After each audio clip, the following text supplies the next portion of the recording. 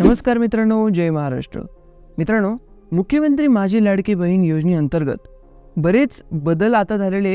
या बदलांमध्ये जे डॉक्युमेंट्स होते त्यांच्यामध्ये पण बदल झाले आणि योजनेच्या पूर्ण स्वरूपातच बदल झालेले आहेत। आता हे बदल कोणते आहे याची माहिती मी तुम्हाला आजच्या व्हिडिओमध्ये देणार आहे। तर सगळ्यात पहिले जर तुम्ही आपल्या उद्योग मराठी यूट्यूब चॅनलवर नवीन आला असाल आणि आपल्या चॅनलला अजूनपर्यंत तुम्ही सबस्क्राइब केलं नसेल तर चॅनलला सबस्क्राइब करा। असेच नवीन व्हिडिओ मी तुमच्यापर्यंत आणत राहतो। आणि त्याचप्रमाणे या माझी लाडकी बहीण योजनेचा जो ऑनलाईन अर्ज आहे तो कसा करायचा याची पण माहिती मी आणणार आहे आजच।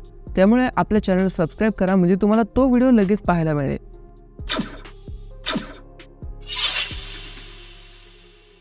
तर मित्रांनो, इथे बघू शकतात या योजनेमध्ये टोटल 7 असे बदल झालेले आहेत। आता ते कोणकोणते ते जाणून घेऊया। आता पहिला जो बदल आहे तो बघून घेऊ।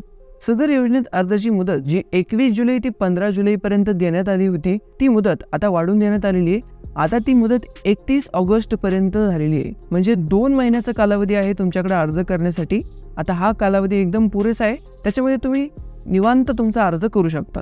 दुसरा बदल जो आहे तो आता डोमासाइल सर्टिफिकेट काढण्याची अट होती। त्याच्यामध्ये अनेक महिलांना असा प्रॉब्लेम येत होता की त्यांच्याकडे त्यांचा शाळा सोडल्याचा दाखलाही नव्हता आणि दाखला असला तरी त्यांचे नाव माहेरकडचे राहायचे, त्याच्यामुळे हा दाखला काढण्यासाठी बरेच अडचणी त्यांना येत होत्या। आता हा शासनाने बदल पूर्णपणे बदलून टाकलेला आहे हा निर्णय। याच्यामध्ये तुम्हाला आता जर तुमच्याकडे डोमासाइल नसेल तर याच्यात 4 डॉक्युमेंट्स तुम्ही अजून देऊ शकतात। आता ते कोणते? एक आहे रेशन कार्ड, दुसरं मतदान कार्ड, तिसरं शाळा सोडल्याचा दाखला आणि चौथा आहे जन्माचा दाखला।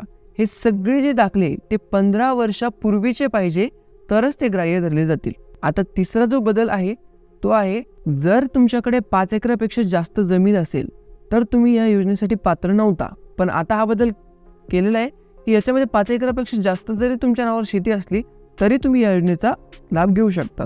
चौथा बदल असा आहे मित्रांनो, ज्या महिलांचं वय 21 ते 60 वयोगटात होतं त्यांनाच फक्त या योजनेचा लाभ होता। आता ही वयोमर्यादा वाढवून देण्यात आलेली आहे। आता ही 21 ते 65 वर्ष करण्यात आलेली आहे, म्हणजे ज्यांचं वय 21 ते 65 यामध्ये आहे ते पण या योजनेसाठी अर्ज करू शकतात।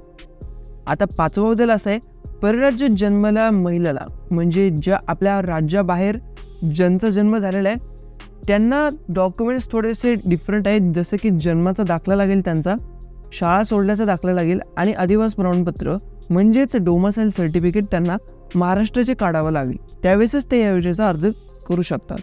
आता 6वा बदल असा आहे, ज्यांचं 2.5 लाख रुपये उत्पन्न दाखला नसेल त्यांच्याकडे जर पिवळं रेशन कार्ड किंवा केशरी रेशन कार्ड उपलब्ध असेल तर त्यांना उत्पन्नाचा दाखला काढण्याची गरज नाही, म्हणजे हा उत्पन्नाच्या दाखल्याची जी अट होती ती पण इथून वगळण्यात आलेली आहे।